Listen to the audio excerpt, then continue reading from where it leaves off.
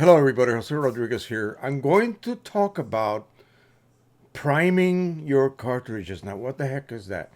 Well, in certain types of refillable systems, and usually only for Epson printers, the cartridges contain what is called a priming chamber.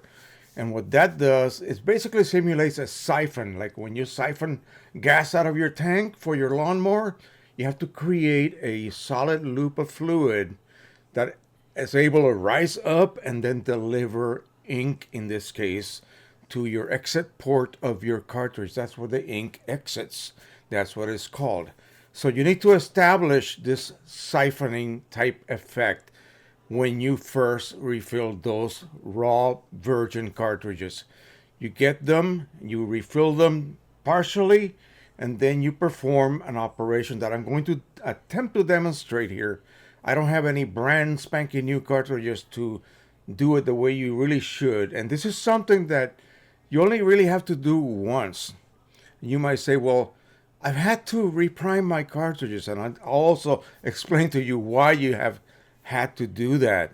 Again, only once do you have to really prime your cartridges. That is done in the beginning of your refilling process. And that applies also to even these types of cartridges for printers like the P800, the 3880, 3800 type cartridges, including also the larger models.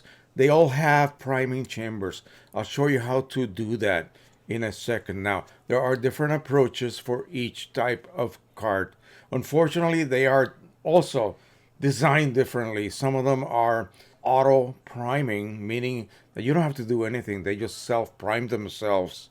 And those are really the best carts to have, because if you have an accident, and I'll tell you what that accident could be, you won't have to worry about repriming your cartridge. You can just simply add ink to that cartridge and fill it back up to full, and it is primed. But in most cases, you have to perform it mechanically. And the way that is done, let's talk about the larger Epson 3800, 3880 Pro 800. And for those of you who live in Europe and are able to refill your 700 and your 900 from Epson, you have to prime the cartridge. And that is done in this manner. Now, you basically top off your cartridge and you will be able to see the ink levels because the cartridge is semi-transparent. Now I want you to take a look at this chamber right here, this round one. That is your priming chamber. It's not going to fill up completely. It's going to be partially filled. When you top this cart off from scratch, in other words, this has never been used, as you can see, that chamber will have no ink. You have to prime it. The way you do that is on this side. There is a priming port right here. There is a plug. You remove that plug. You take one of these plain syringes, stick it in that hole, and pull the plunger back. And you may get just air the first time you do it. Remove the syringe, push the plunger back down, reinsert it, and pull back once again. And you will probably get nothing but liquid ink, no air, no bubbles, no gurgling. Once you achieve that, your cartridge now is primed.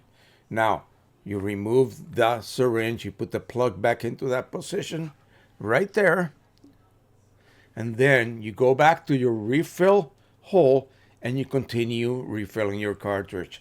That cartridge will remain primed as long as what? As long as you don't let it get super low, because you have that siphoning effect still working there. But if you get down to say like 5 milliliters of ink, you could run out of ink in the compartment itself, and then what's left? Only the siphoning ink is left, and you'll use that up. It's done. Now you got to reprime your cartridge. You'll have to refill it and reprime it. Why is that a danger? Why does this even happen?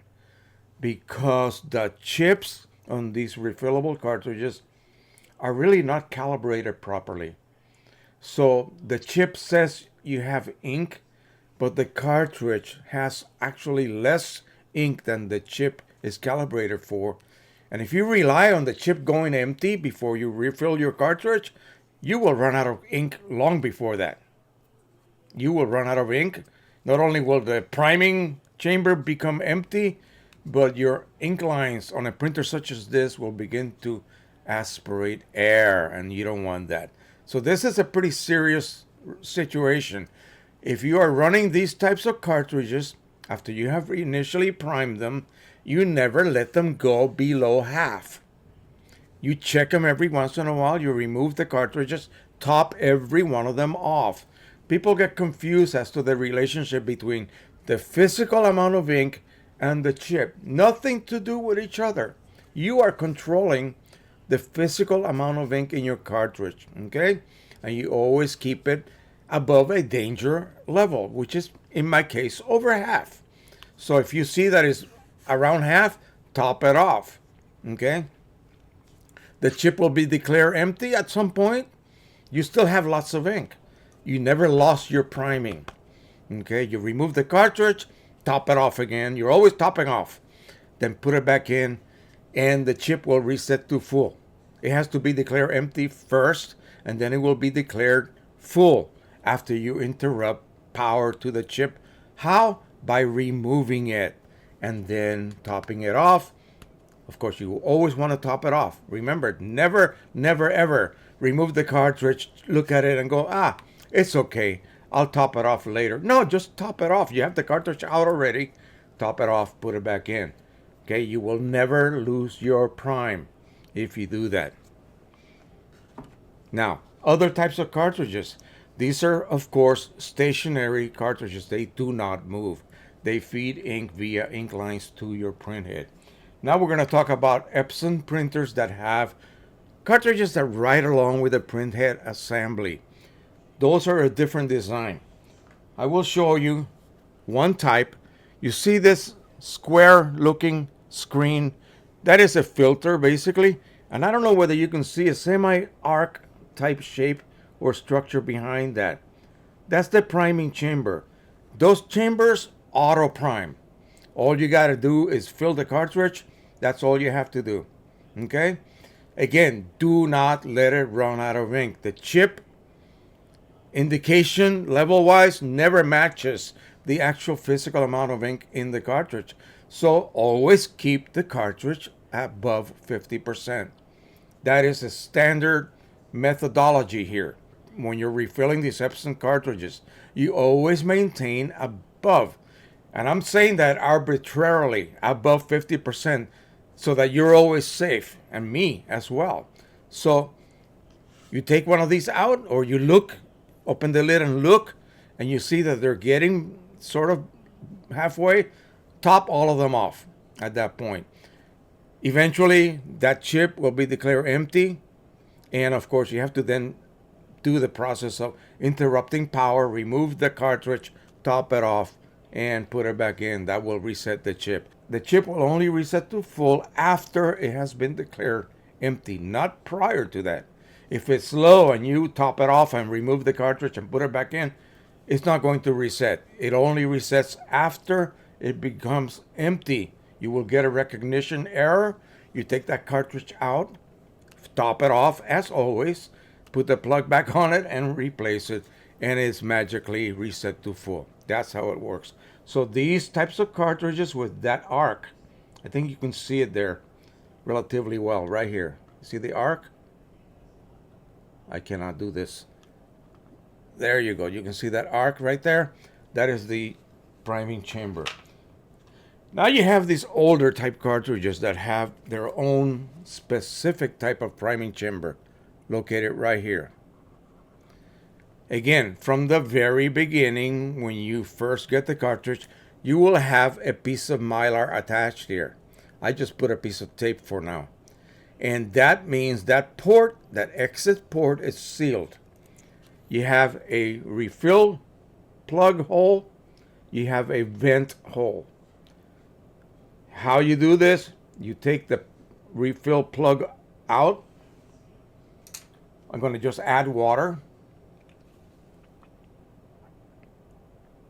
You should see this ink is probably dried up.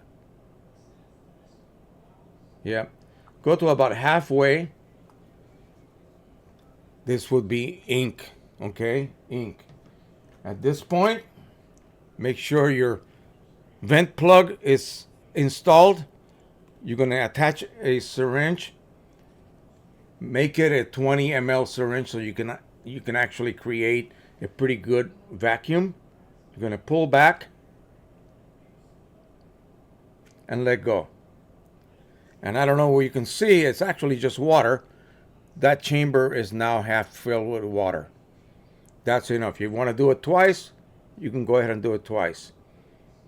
That has filled that chamber with water. In the case of you actually performing this, it would be, of course, ink. Now all you have to do is add enough ink to top it off. Again, I'm doing this pretty sloppily. Install your plug. And of course, this will be sealed. You see this piece of mylar right here? That was the original seal. So you want to do this before you actually install it on your printer. You're going to fill halfway up. You're going to prime the chamber. You're going to then top off the rest of the chamber and pull the plugs back on. And now, before you insert it in your printer, you got to remove that vent plug. Otherwise, ink is just simply not going to flow. You need to have air to replace the space created as you use up the ink. Okay? So make sure that when you are actually installing these, you remove that vent plug or ink just cannot flow. Okay? So make sure you do that. Now, from now on, okay, here's the kicker. This is the way these work. The same way. That chip has to be declared empty. But please never run out of ink. Okay, there is a mismatch. The chips are not really calibrated for the actual volume of ink these cartridges hold.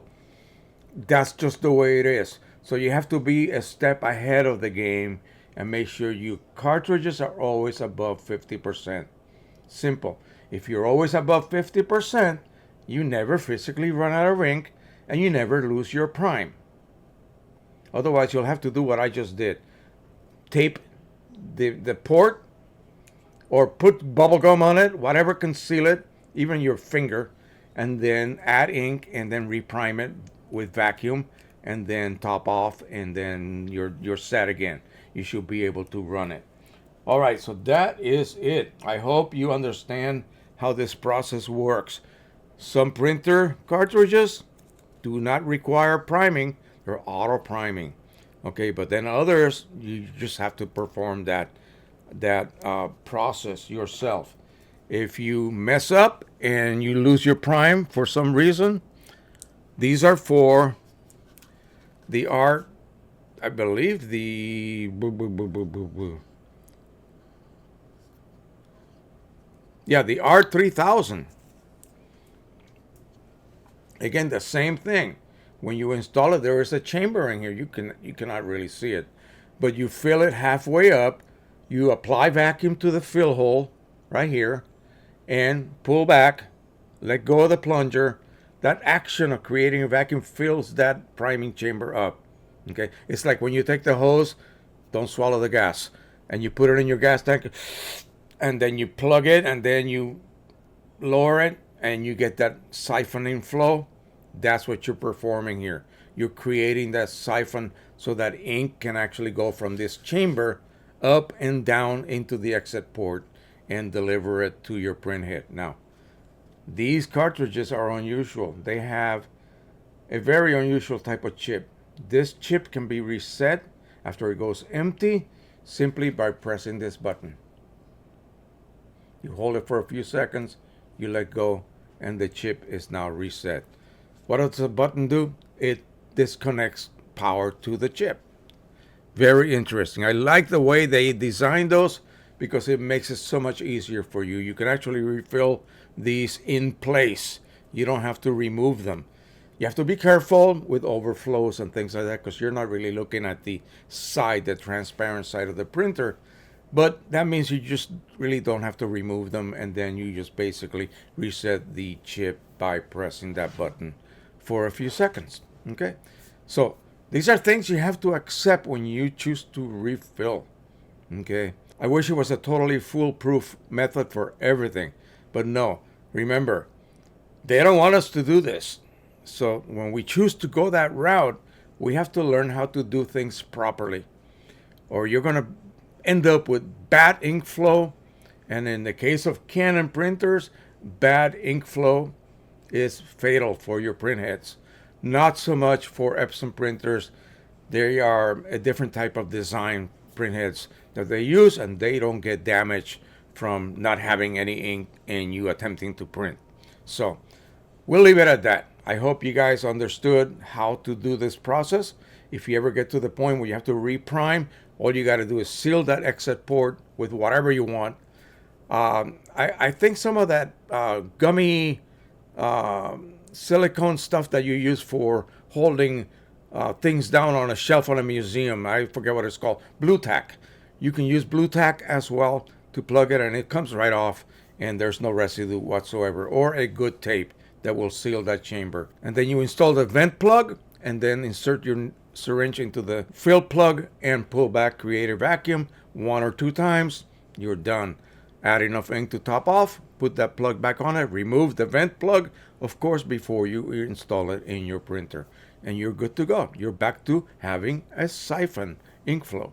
And you're now delivering ink to your printer. Okay, thank you so much for watching. I hope you guys enjoyed this. Don't forget to subscribe, share, and like. And as always, happy printing, everyone. Happy refilling. Do it right.